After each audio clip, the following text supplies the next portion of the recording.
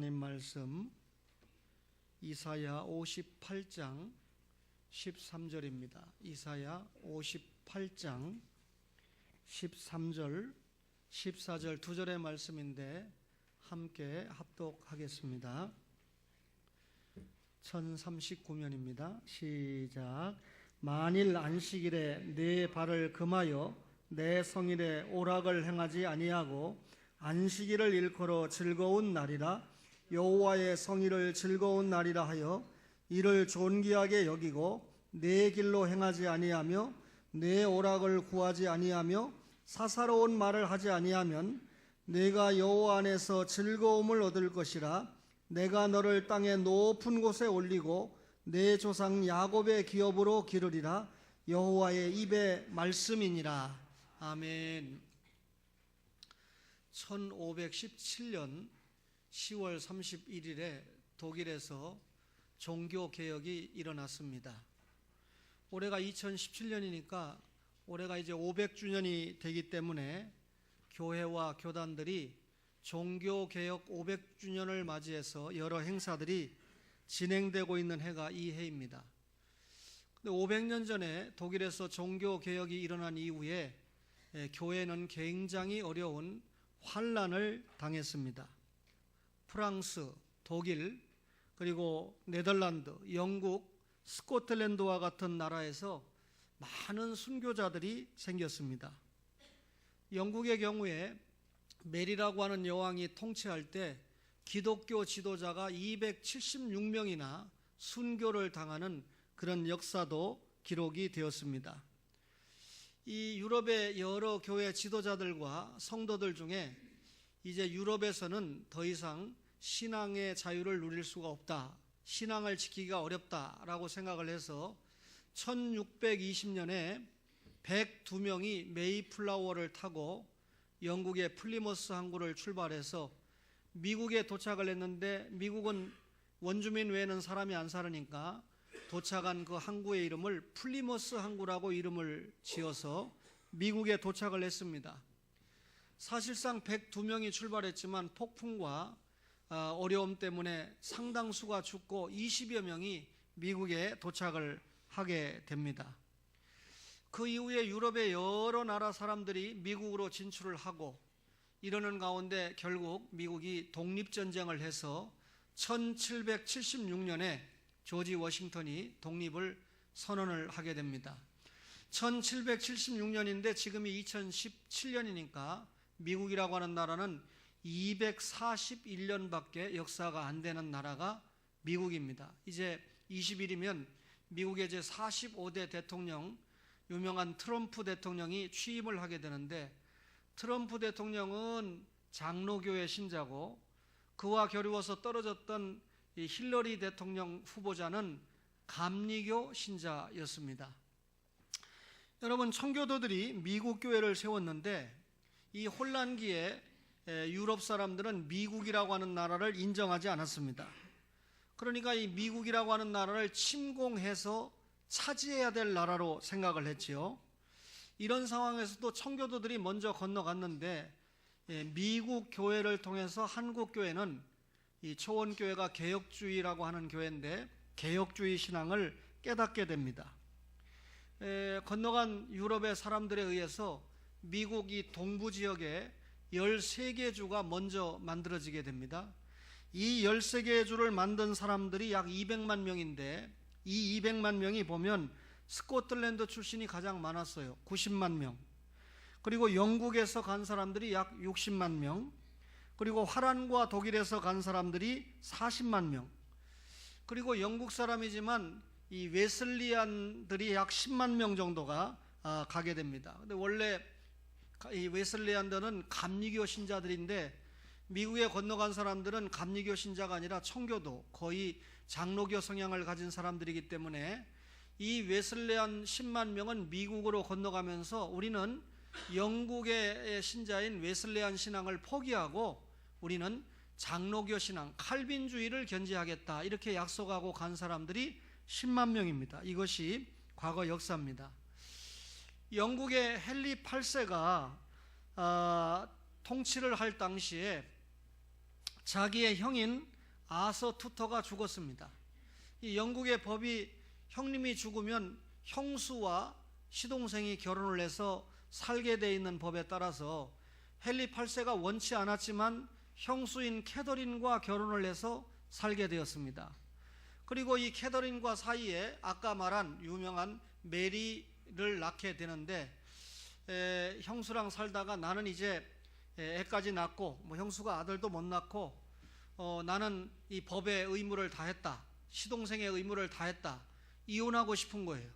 다른 여자랑 결혼하고 싶은데 영국이 그때만 해도 천주교 신앙을 가지고 있었기 때문에 이혼을 하려면 영국의 황제가 이태리 로마에 있는 교황의 결재를 받아야 됩니다. 그런데 천주교 신자는 이혼을 허락하지 않지요.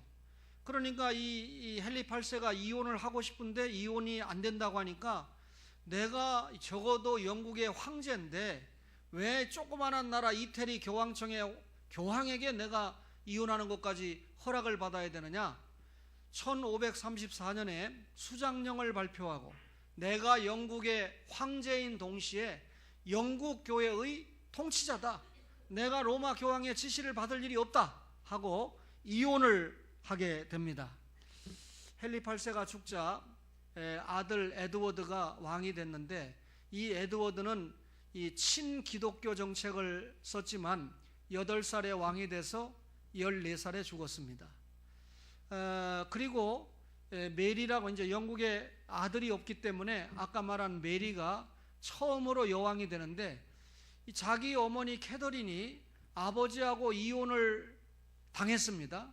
만약에 아버지가 천주교 신앙을 그대로 가지고 있었다면 이혼은 당하지 않았을 것이다 라고 생각해서 이 메리는 친천주교로 복귀를 합니다. 이복 동생이 기독교 정책을 썼는 걸 무시해버리고 친천주교 정책으로 가는데, 이미 유럽은 종교개혁을 통해서 개신교로 가는데 역행하는 거죠. 이 과정에서 메리가 276명의 교회 지도자들을 죽이니까 얼마나 메리가 독한 여자였습니까? 그래서 여러분, 그 당시에 사람들이 메리를 욕할 수가 없거든요.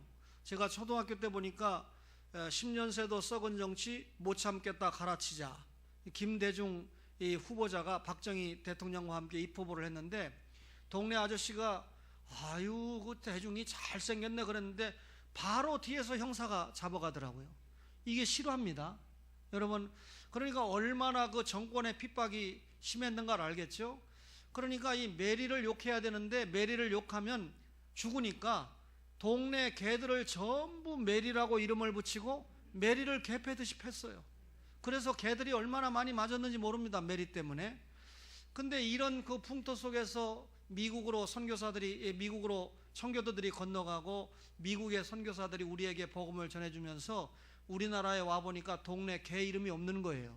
그래서 우리 어렸을 때 사람들이 다 이 집개도 메리 저 집개도 메리, 그렇게 메리를 붙여준 아픈 역사가 있습니다. 메리가 그만큼 이 혹독한 친전주교 정책을 썼는데, 메리가 죽고 난 다음에 그 이복 동생인 엘리자베스가 또 여왕이 되는데, 아들이 없으니까 엘리자베스는 머리가 굉장히 좋아요. 이복 동생이 친기독교 정책, 이복 언니가 친천주교 정책, 싸우더라 이겁니다. 그래서 천주교와 기독교를 짬뽕을 시켜서 만든 게 영국의 성공회입니다. 그래서 이 성공회가 우리나라에도 넘어와서 성공회 대학교도 있지 않습니까?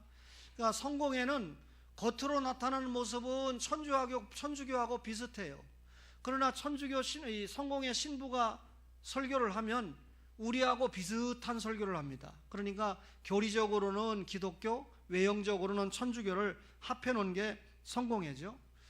근데 영국의 청교도들이 우리는 순수하게 기독교 신앙을 갖고 싶다, 그래 천주교와 기독교를 짬뽕해 놓은 거 우리는 따라갈 수 없다 해서 메이플라워를 타고 미국으로 건너간 사람들을 우리가 청교도다, 그렇게 이야기를 합니다.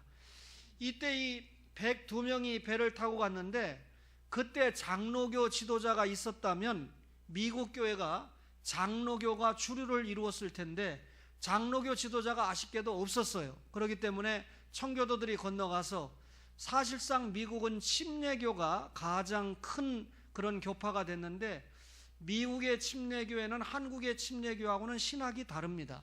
미국의 침례교회는 한국의 장로교회와 신앙이 가깝습니다. 이유는 청교도들이 건너가서 침례교를 세웠기 때문에 그렇죠. 따라서 그런 역사를 여러분이 아시고 청교도들이 미국의 교회를 세웠다라고 하는 것을 기억하시면 좋겠습니다. 그런데 이 청교도들은 칼빈주의 원리를 시행을 했다. 칼빈은 종교개혁을 시작한 사람이 루터였지만 종교개혁을 완성한 사람이 칼빈인데, 우선 실제적인 걸 말씀을 드리면 예배를 인도할 때 가운을 입는 것을 제거했습니다. 오늘 여기에 오신 성도 여러분, 왜 초원교회 신목사는 주일날 설교할 때 가운을 입지 않는가? 여러분 오늘 해답을 여기에서 찾아야 됩니다. 왜 가운을 입지 않았냐면 이 종교개혁을 일으켰던 청교도나 개신교는 천주교회나 성공회가 가운을 입는 것은 바알신에서 유래를 했다, 이렇게 보았기 때문에 가운 입는 것을 거부했습니다. 결국 이 목사가 가운을 입고 설교하는 것은 천주교의 영향을 받은 것이다, 혹은 성공회의 영향을 받은 것이다, 이렇게 본 거죠. 천주교는 예배를 드릴 때, 미사를 드릴 때 신부가 있습니다. 그 신부를 통해서 하나님 앞에 간다. 신부가 교량 역할을 하는 거죠. 그런데 우리 기독교회는 우리가 기도를 하면 앞에 신부가 있는 게 아니고 누가 계십니까? 예수님이 계시고 예수님을 통해서 하나님과 직접 교제를 한다, 이렇게 믿고 있죠. 따라서 가운 입는 것부터 청교도들이 철폐를 했습니다. 옛날에는 성도들 가운데 참 죄송한 얘기지만 학교를 못 다녔거나 대학교를 못 나온 분들이 많았습니다. 그러니까 목사가 가운을 입고 나오면 교인들이 딱 뭐라 그럴까요? 위압감을 느낀다고 할까요? 70년대 80년대 생각해 보세요.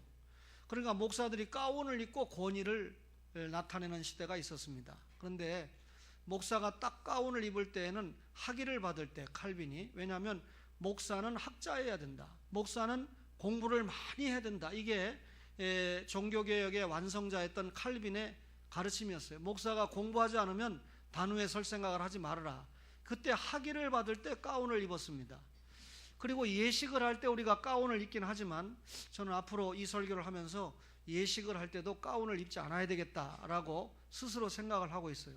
오늘날 이 가운을 입고 설교하는 목사님들은 일단 칼빈주의는 아니다라고 하는 것을 여러분이 알 수 있죠. 그 다음에 무릎을 꿇고 성찬에 참여하지 못하게 했습니다. 천주교는 성찬식을 할 때 떡이 목에 넘어가는 순간에 예수님의 이 살이 되고, 잔이 목에 넘어가는 순간에 예수님의 피가 된다, 이걸 화채설이라고 합니다. 그러니까 이 성찬식을 할 때 천주교는 이게 예수님의 살과 피가 되니까 얼마나 엄중한 시간입니까? 감히 서서 받을 수 없다 해서 잔을 받을 때는, 성찬을 받을 때 무릎을 꿇고 받지요. 근데 여러분, 종교개혁을 일으켰던 루터는 신부였는데 아니다, 그 화채설이 아니고 공제설, 그 시간에 살이 되고 피가 되는 건 아니지만 예수님의 영과 몸이 그 자리에 임재하는 것이다, 이걸 공제설이라고 했습니다. 그러나 화채설이나 공제설은 거기서 거기죠. 종교개혁을 일으켰던 쯔빙글리는 기념설을 주장을 했는데, 이건 뭐냐면 우리가 성찬식을 할 때 예수님의 이 피와 살을 영적으로 기념하는 것이다, 그렇게 개혁을 했습니다. 그러나 우리 초원교회와 가족들은 칼빈이 주장했던 영적 임재설을 주장을 하는데, 이 성찬식을 할 때 예수님의 몸은 지금 부활승천에서 어디 계십니까? 하나님 우편에 계십니다. 그러나 성찬식을 할 때 성령님을 통해서 영적으로 임재하신다, 실제로 임재하는 게 아니라 영적으로 임재하는 것이다, 이게 영적 임재설입니다. 어쨌든 천주교는 성찬식을 할 때 화채설을 믿었기 때문에 무릎을 꿇고 성찬을 받았는데, 이 개혁주의자들이 그거 없애버렸습니다. 이거는 천주교의 잔재다. 성일과 축일 등을 정하지 못하게 했는데, 여러분 천주교에서 나온 달력을 보면 1년 365일이 몽땅 뭡니까? 성일입니다.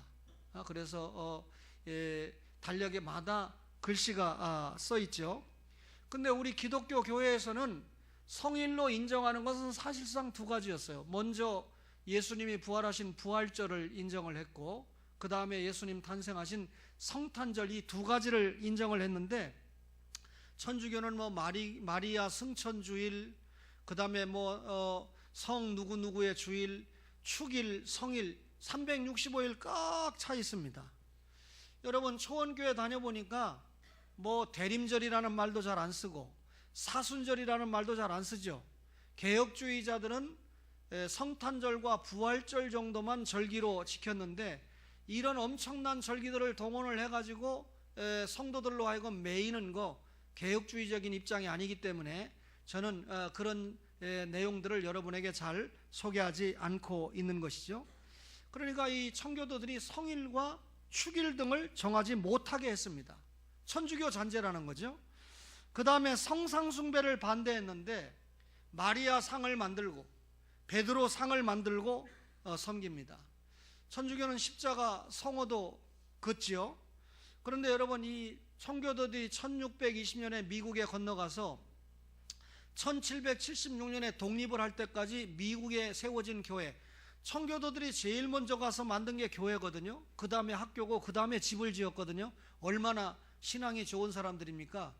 그런데 교회를 져놓고 십자가를 세우지 않았어요. 그럼 왜 십자가를 세우지 않았느냐고 하면, 그 십자가라고 하는 것이 어떤 표식일 뿐이지 십자가가 예수님의 보혈은 아니거든요. 그러니까 우리가 십자가 이렇게 얘기할 때 십자가 자체를 믿는 건 아니죠. 십자가에서 예수님이 나의 죄 때문에 죄를 피 흘려 돌아가셨다는 그 사실을 우리가 인정하고 믿는 것 아닙니까? 따라서 이 청교도들은 어떤 표식에도 전혀 마음을 주지 않았다.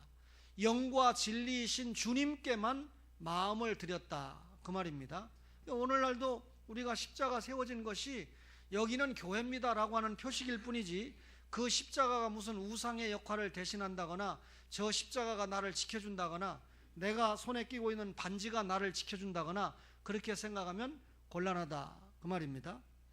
여러분, 개혁주의 삶의 우선은 주일 성수였습니다. 오늘 설교의 핵심인데, 미국으로 건너갔던 이 청교도들이 개혁주의자적인 삶을 살았는데, 그러면 개혁주의자가 신앙생활할 때 가장 중요한 게 뭐냐 할 때 주일을 지키는 거다, 이렇게 생각을 했다는 거죠. 한국의 목사님들이 부흥회를 할 때마다 워너 메이커를 이야기하지 않는 분이 거의 없어요. 미국의 백화점 킹인데 이분은 뭐 주일 성수를 생명같이 여겼던 분이죠. 그래서 주일 성수를 한 기업으로 성공을 했어요. 또 여러분 가끔 보는 콜게이트 치약도 마찬가지입니다. 저는 우리나라의 이 기업주들은 검증이 안 됐기 때문에 저는 간증을 거의 안 하는 편인데, 옛날에 우리나라의 어떤 기업도요, 주일날 문 연다고 그러면 가게를 내주지 않았어요. 그런데 그 사장님이 신앙이 변질돼 가지고 돈을 많이 벌으니까 지금은 주일날 문 안 연다고 그러면 아마 안 내줄 거요. 지금 하나님 앞에 얼마나 얻어 터지고 있는지 여러분들이 보시면 알 거예요. 그 사장님이 뭐 종업원들 알바 월급을 제대로 안 줬다 그래가지고 고소를 당해가지고 사과를 하고 난리가 났습니다. 여러분, 그래서 이 역사적으로 검증된 인물을 간증을 해야지. 신재철 목사가 지금 용서하세요, 훌륭하다. 어떤 뭐 성도님이 나를 전도한 분이 다니는 교회 목사님 같으면 너무 훌륭할 것 같다, 그래서 오셨다는 거예요. 근데 그 훌륭함을 계속 유지를 해야 되는데 변질될 가능성이 있다는 거예요, 사람은. 저는 물론 변질되지 않기 위해서 애를 써야죠. 제가 변질되면 여러분들 얼마나 실망하겠습니까? 그래도 신목사를 통해서 설교를 듣고 이렇게 신앙생활을 하고 있는데요.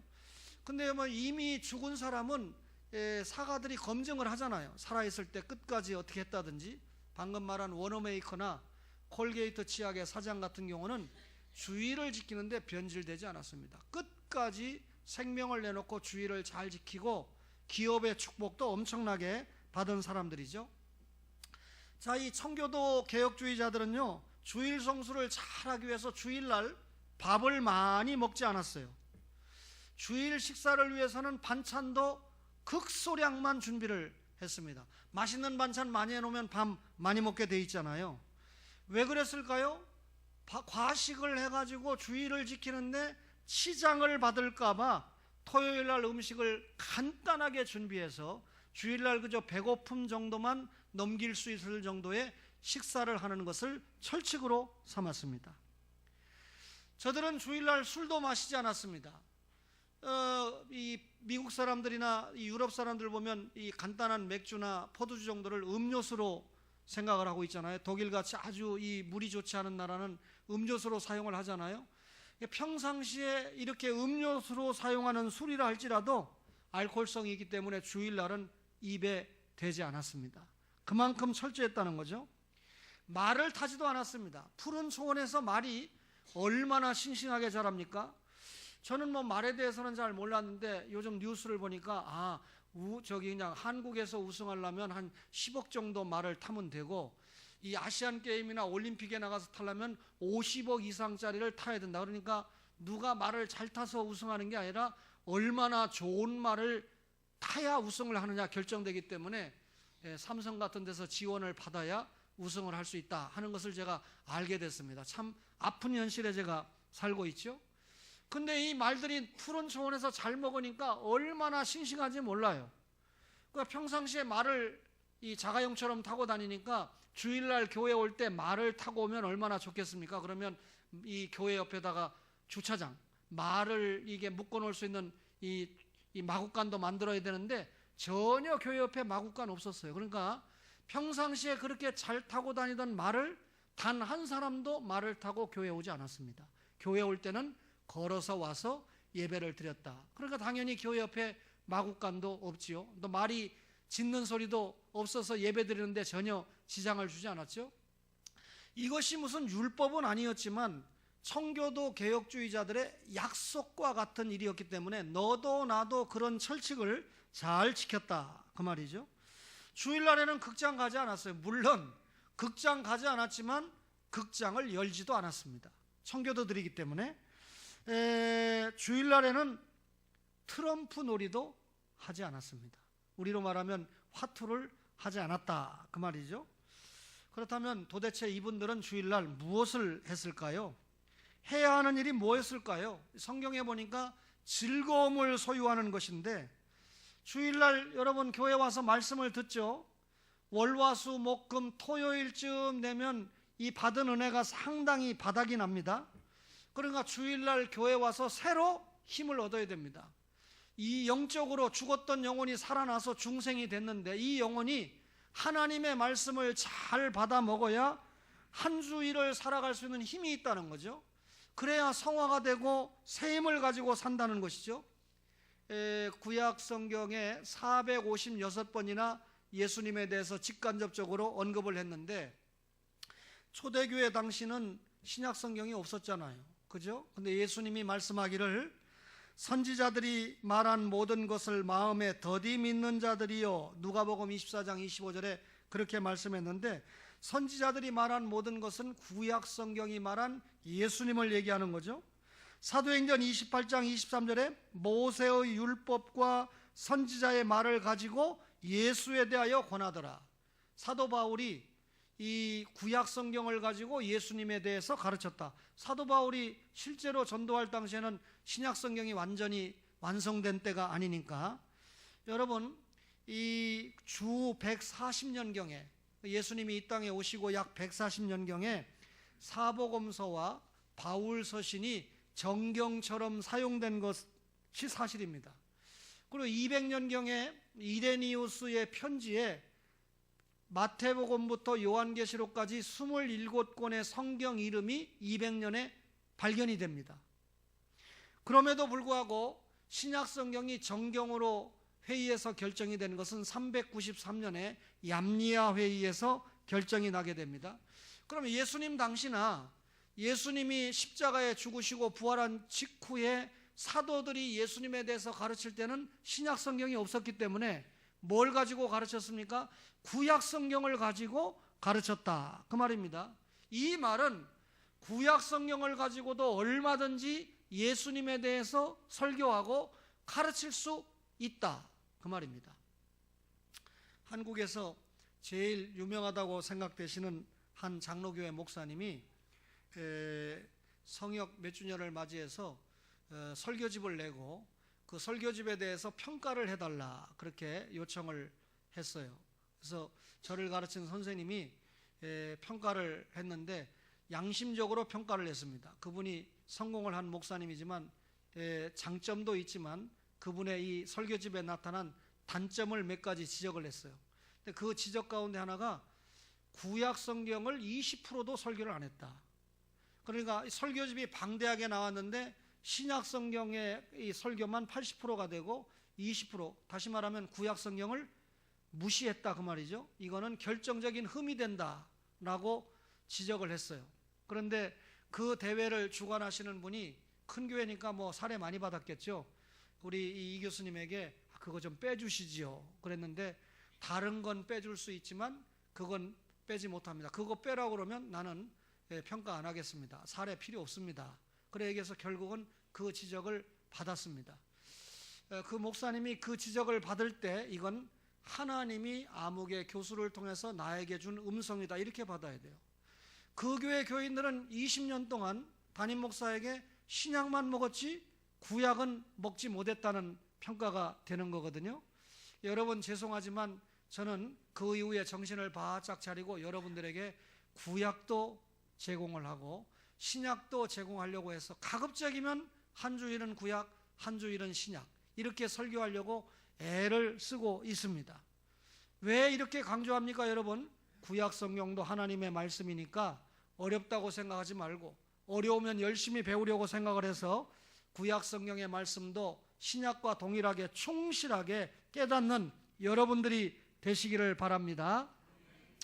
이렇게 개혁주의자들이 가장 신앙생활에서 우선시한 게 뭐라고요? 주일 성수였는데, 오늘 우리가 이사야 58장 13절을 읽었는데, 만일 안식일에 네 발을 금하여 내 성일에 오락을 행하지 아니하고 안식일을 일컬어 즐거운 날이라 여호와의 성일을 존귀한 날이라 하여 이를 존귀하게 여기고 내 길로 행하지 아니하며 내 오락을 구하지 아니하며 사사로운 말을 하지 아니하면, 이렇게 기록을 했습니다.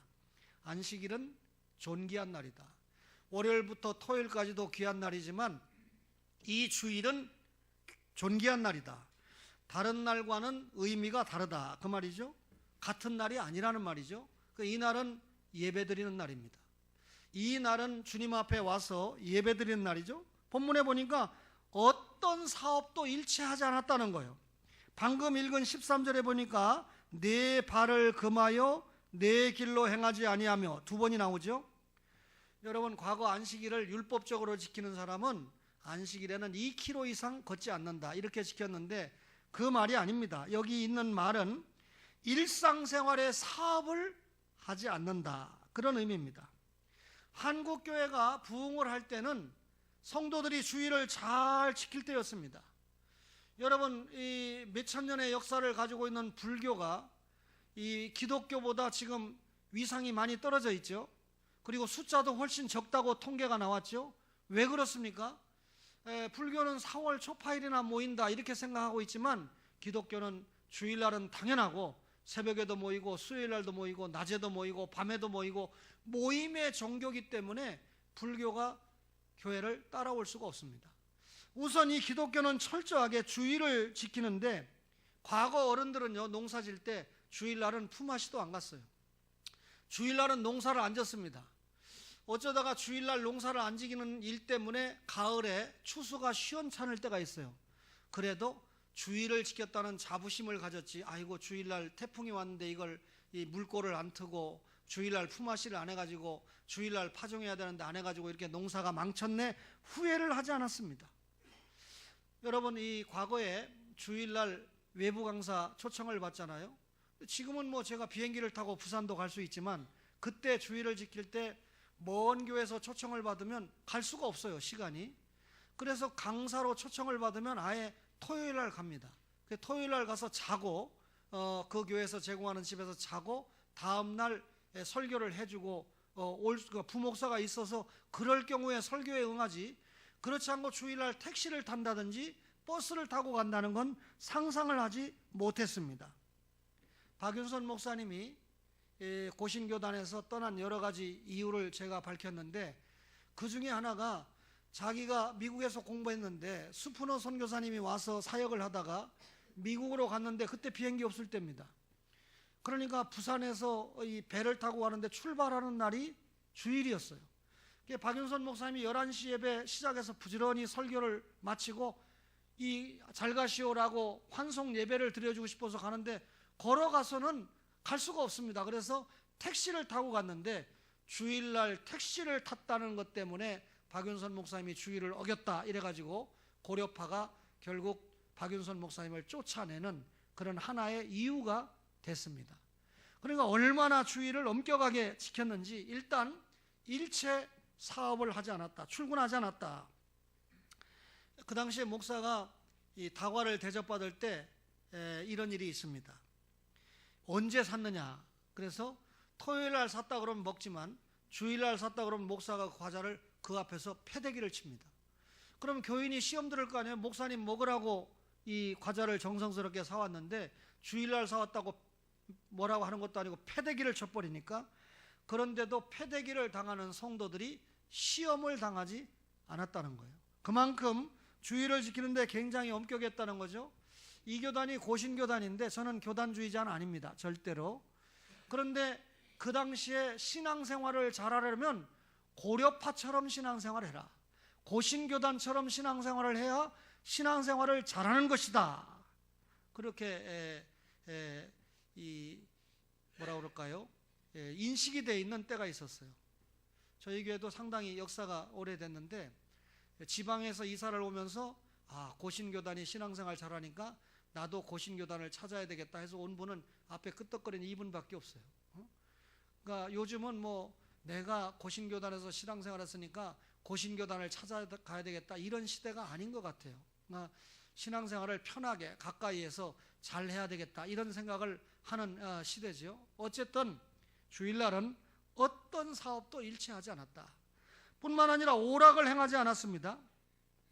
주일날 오락을 행하지 않는다는 것은 주일날 탁구라든지 배구라든지 이런 것도 하지 않았어요. 과거에 사사로운 말을 하지 않았는데 주일에 모이면 성경 공부하고 은혜로운 이야기 하는 걸로. 은혜로운 얘기가 집사님이 얼마나 편찮으십니까? 지금 상황이 어떻습니까? 그건 은혜로운 일이 될 수 있어요. 기도 제목이 찾아지니까. 근데 강남에 가니까 어떤 교회 권사님들이 만나가지고 그 아파트값 얼마야? 작년에 얼마 주고 샀어? 그 지금 얼마에 팔아야 돼? 얼마 오른 거야? 모든 권사님들이 복부인이 돼 있더라는 거죠. 주일날. 그 주일날을 그렇게 보내지 않았다는 거예요. 성경 공부하고 기도하고 성도들이 어려움을 당하면 같이 걱정해주고 하는 것으로 보냈다는 거죠. 이렇게 과거에 우리 선배들은 주일을 멋지게 하나님의 말씀 안에서 잘 지켰다 그 말입니다. 그런데 지금 제가 설교는 이렇게 했지만 이대로 주일을 지킵시다 그러면 몇 사람이나 초원교회 앉아 있을까요? 시대는 많이 변했습니다. 그럼에도 불구하고 선배들이 이렇게 주일을 잘 지킨 것에 대해서 우리가 최소한 생각을 하면서 주일날 오전 예배, 오후 예배, 주일날 이 주님 앞에 이 영과 진리의 예배를 드리는 일에 여러분과 저가 우선 믿음의 생활을 주일 성수로 보이는 여러분과 저가 되기를 바랍니다. 여러분, 하나님은 주일 성수의 복을 약속하셨는데 14절에 보니까 이사야 58장 14절에 네가 여호와 안에서 즐거움을 얻을 것이요 내가 너를 땅의 높은 곳에 올리고 내 조상 야곱의 기업으로 기르리라 그랬는데, 여호와 안에서 즐거움을 얻는다. 주일 성수가 즐겁다는 거예요. 주일날 예배를 드리고 나면 설교 제목과 본문이 기억이 납니까? 첫째 주일 설교 제목이 뭐였나요? 주님만을 따라갑시다, 주님의 인도를 받읍시다죠. 지난주에 설교가 뭐였나요? 축복의 기회를 잡읍시다 그 말이죠. 내용은 생각이 나나요? 가정의 회복, 장막터의 회복, 부끄러움에서 회복, 생각이 나야 되는데 잊어버린다는 거예요. 오늘 설교 지금 뭐 듣고 있습니까? 주일 성수에 대해서 듣고 있는데 이 즐거움을 누리려고 하면 주일날 받은 말씀을 한 주일 내내 기억하면서 되씹고 그렇게 살아가는 것이 즐거움을 주신다는 겁니다. 여러분, 교인이 되면 안 됩니다. 하나님의 말씀을 잘 기억하고 받은 말씀으로 한 주간 동안 승리하는 성도가 돼야 그분이 주일 성수의 복, 즐거움 안에서 살아가는 성도가 된다, 그 말이고, 땅의 높은 곳에 올린다 그랬는데요, 옛날에 우리나라는 도시가 없었어요. 농촌밖에. 그죠? 초창기에. 그래서 이제 농촌 사람들이 도시로 자꾸 이동을 하잖아요. 저도 용서하세요. 충남 논산군 연산면 신암리 황령 깡촌에서 태어난 촌사람인데, 저희 어머니가 자식들이 용서하세요. 똥장군만 만들어서는 안 되겠다. 아버지 결단이 아니고 저희 어머니가 결단을 해서 제가 초등학교 1학년 때 대전으로 이사 왔습니다. 만약에 시골 살았으면 저도 뭐 농사 짓는 게 나쁜 건 아니지만 목사가 되기는 어려웠을 거예요. 농촌에서 도시로 왔죠. 그런데 농촌에서 예수 믿던 사람들이 도시에 와서 예수를 믿으니까 교회가 세워졌어요.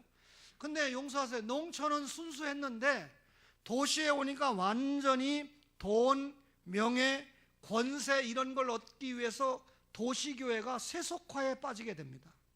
그러면서 한국교회가 대단히 영적으로 어려움을 맞이하는 시기를 맞이하게 되는데, 주일 성수를 세속에 빠지지 않고 순수하게 잘 지키면 너를 땅의 높은 곳에 올린다. 영적으로 늘 풍요한 고공비행을 하면서 살 수 있도록 축복한다, 그 말이고요. 세 번째가 야곱의 기업으로 기름지게 한다 그랬는데, 야곱이 외삼촌 라반의 집에서 14년 동안 농사를 했잖아요. 내가 농사 진 거 주세요. 근데 라반이 안 줄락 합니다. 그래서 야곱이 삼촌하고 약속을 하죠.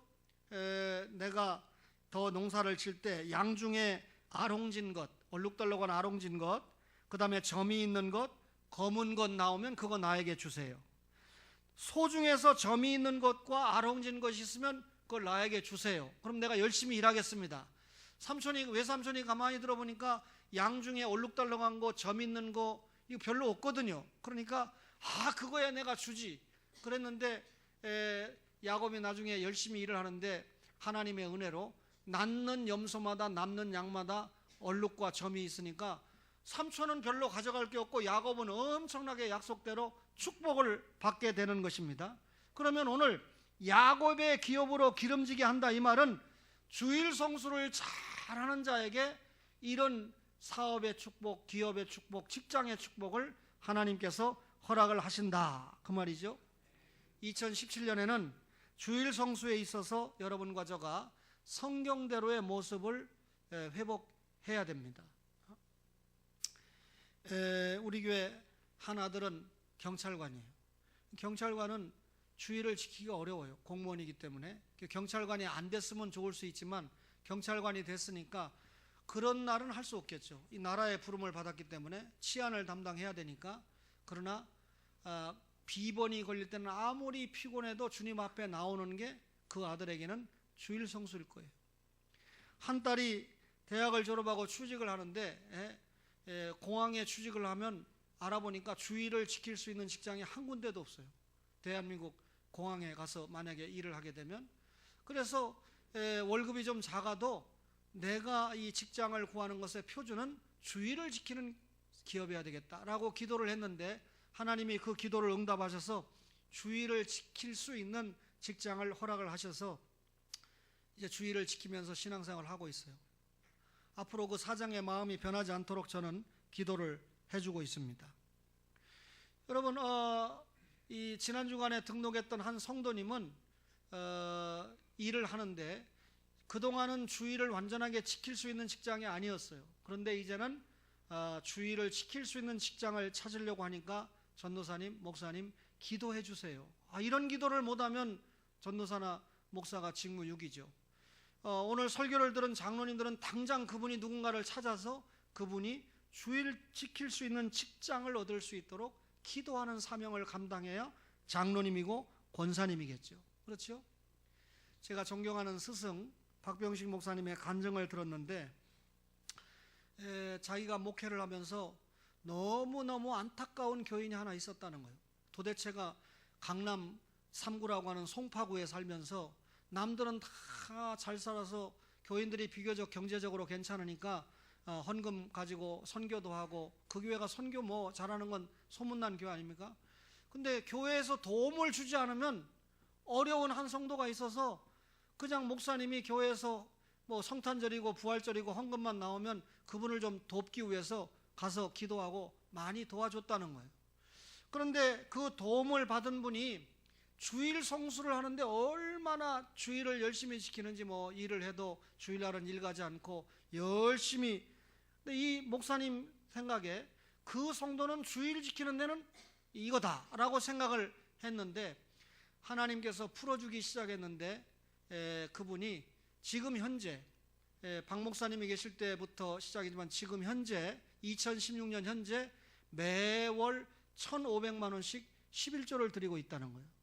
그러니까 성공한 거죠. 주일 성수를 통해서 박 목사님 얘기는 이 성도가 교회에서 구제를 받던 성도인데 지금은 그 교회 장로가 됐고, 송파제일교회 장로가 됐고, 매월 1,500만 원씩 11조를 하는 그런 성도가 됐다는 겁니다. 그런데 그 아들이 아버지의 지원을 통해서 열심히 공부해서 미국에서 유명한 대학의 수학 천재인데 우리나라 신문에 나왔던 사람이에요. 그러니까 각 대학에서 제발 우리 학교에 와서 수학, 물리학, 수학 교수를 좀 해주세요 라고 요청을 하는데, 이 아들이 기도를 하다가 수학, 물리학을 위해서 자가 기여를 하겠지만 주의를 지키는데 좀 여러 가지 문제가 있겠다 싶어가지고 자기 아버지 사업을 물려받기 위해서 거기에 직원으로 들어갔다는 거예요. 그러면서 들어갈 때 성이, 저는 무엇보다도 중요한 게 예배 생활과 특별히 아버지의 신앙을 물려받는 것과 주의를 잘 지키기 위해서 나는 이 기업에 들어갑니다 라고 들어갔는데, 여러분들이 굳이 지금 그분이 누굴까 물어보니까 송파제일교회 임성실 장로님입니다. 이름도 성실이에요. 우리 교회는 보니까 뭐 구제도 많이 못했지만 구제를 받은 사람은 도망가더라고요. 그러니까 구제를 막 교회가 해주잖아요.